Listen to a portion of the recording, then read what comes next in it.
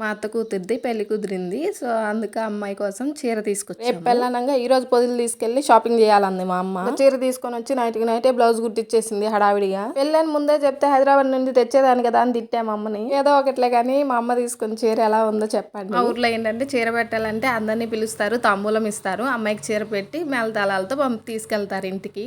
మా అమ్మ మా నాన్నని చూడండి, మా నాన్న తెలచక్క వేసుకోవడం మర్చిపోయాడు ఈ రోజు. పెళ్లి కూతురు పక్కగా ఉందని ఏదో అనుకోమాకండి, ఆ పిల్ల మేజరే. పెళ్లి రోజు మాత్రం పెళ్లి కూతురికి చాలా మంది శారీస్ పెడుతున్నారు ఈ మధ్య కాలంలో. అయితే పెళ్లి కూతురికి పొన్నం వాళ్ళందరూ మేనమామల లెక్క అదే 4 ఇల్లు అందరూ శారీస్ పెట్టారు. అమ్మాయికి శారీస్ ఎలా ఉన్నాయి అనేది కామెంట్స్ లో పెట్టండి. వీడియోలో కనపడే 2 కపుల్స్ మా బాబాయ్ అండ్ పిన్నిలు. ముందైతే శారీ పెట్టిన తర్వాత ట్రాక్టర్ లో ఊరేగించే వాళ్ళు, ఇప్పుడు నైస్ గా కార్ లో తీసుకెళ్తున్నారు. ఏదేమైనా మా బామ్మద్ది మాత్రం మెరిసిపోతున్నారు. బాబాయ్ మెయిన్ మేనమామ, అందుకని పంచులు ఇచ్చారు. పెళ్లి కూతురు చూడడానికి వచ్చిన వాళ్ళందరికీ థమ్స్అప్లు, స్ప్రైట్లు ఫ్రీ. శారీ పెట్టిన వాళ్ళే స్పాన్సర్స్. ముసలోళ్ళకి, చిన్నపిల్లలకి, షాప్ లోళ్ళకి పండగ ఇంకా.